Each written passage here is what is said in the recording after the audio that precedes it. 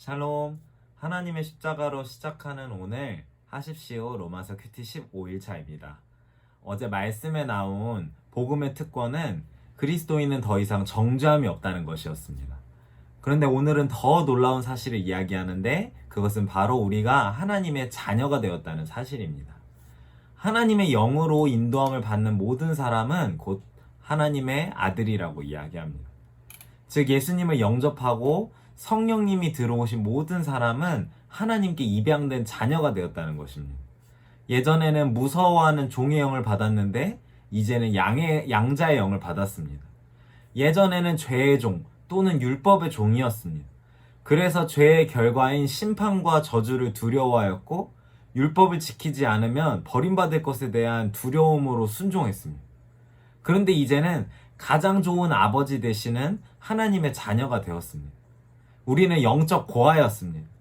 영적으로 아무도 책임져 주지 않고 돌봐주지 않고 길러주지 않았기 때문에 아무거나 주워먹기도 하고 동냥도 하고 남의 것을 훔치기도 하고 남의 집 종으로 들어가서 종살이를 하기도 했는데 하나님이 우리를 양자로 들이신 것입니다.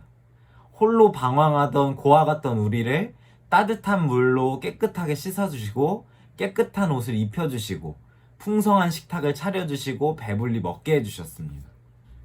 그런데 우리는 예수님을 믿고 의롭다함을 받고 하나님의 자녀가 되었음에도 불구하고 여전히 뿌리 깊게 남아있는 종의 영을 따라 살아갈 때가 많습니다. 머리로는 알아요. 입으로는 수십 번, 수백 번 하나님 아버지라고 고백하고 나는 하나님의 자녀 찬양하고 고백하지만 정작 마음 깊은 곳에서는 그리고 행동으로는 행위로 인정받으려는 태도로 돌아가서 마치 자신의 행위 때문에 하나님의 복을 더 받거나 계속 받는 것처럼 행동할 수 있습니다.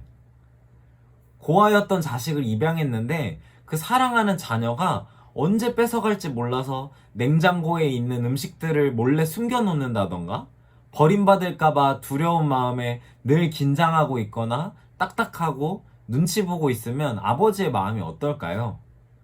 안 그래도 돼, 땡땡아. 넌 이제 내 아들이야. 난 너를 버리지 않아. 항상 너와 함께 있을 거야. 난 너의 아버지야. 이렇게 말씀하시지 않을까요? 오늘 이렇게 말씀하시는 거예요. 반대로 하나님의 자녀는 절대 버려질 것을 두려워하지 않습니다. 아이가 저지른 어떠한 잘못이나 죄에도 불구하고 아들이라는 사실은 변함이 없습니다. 부모와 자식의 관계는 어떤 성과를 내고 어떤 기준에 충족되었는가가 아니라 부모의 무조건적인 사랑에 기초해 있기 때문입니다. 따라서 오늘 사도 바울이 말하는 양자의 영은 우리가 고용주나 주인이 아니라 아버지께로 나아갈 수 있게 해주는 성령의 능력을 의미합니다. 본래 우리는 자신의 행위가 아니라 하나님의 기준에 도달하지 못할까 두려워하는 영으로만 하나님께 나아갈 수 있었습니다. 하지만 성령님은 이런 태도를 없애줍니다. 하나님의 자녀라는 가장 깊은 영적이고 감정적인 안정감을 줍니다. 이제는 하나님의 사랑받는 자녀로서 가족으로서 하나님께 나아갈 수 있습니다.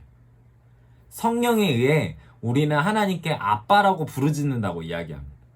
아빠라는 단어는 한국어가 아니라 아람어인데 가장 친밀한 관계를 의미하는 단어로서 우리나라 말로도 아빠로 번역할 수 있습니다. 우리도 아버지보다는 친근하고 가깝게 부르는 게 아빠라고 부르잖아요. 신기하죠? 우리나라 말이랑 비슷한 게. 그러면 우리가 하나님의 자녀라는 걸 어떻게 확신할 수 있을까요? 성령이 우리의 영과 더불어 우리가 하나님의 자녀임을 증언해 준다고 이야기합니다. 하나님 앞에 아빠라고 부르짖을 때 말씀을 통해서든 기도를 통해서든 어떠한 방식으로든 성령은 우리가 하나님의 자녀이고 참 가족이라는 확신을 줍니다. 그래서 오늘 하루 마무리하며 기도할 때 세상에서 가장 좋은 아버지가 내 아버지임을 고백하며 하나님께 아빠라고 고백해봤으면 좋겠습니다.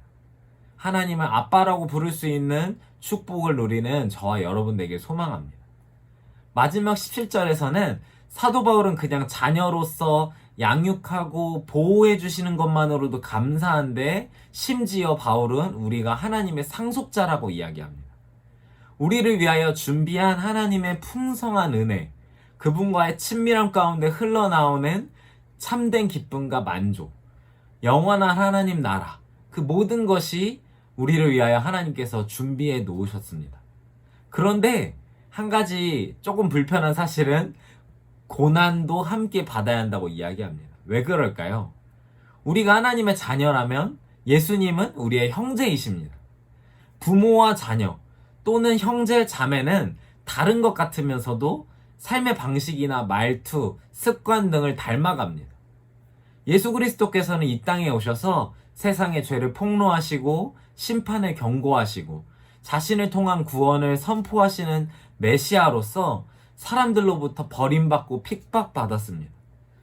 그리고 우리도 마찬가지로 하나님의 자녀로서 예수님의 형제로서 그분을 위해 살고 그분에 대해 말할 때 고난을 받게 됩니다.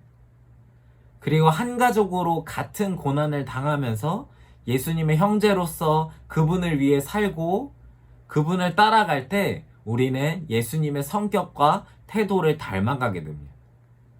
하나님의 자녀로서 예수님의 형제로서 고난당할 것을 두려워하지 않고 오히려 동참하는 것을 기쁨으로 여기는 저와 여러분 되기를 축복합니다. 샬롬, 사랑합니다.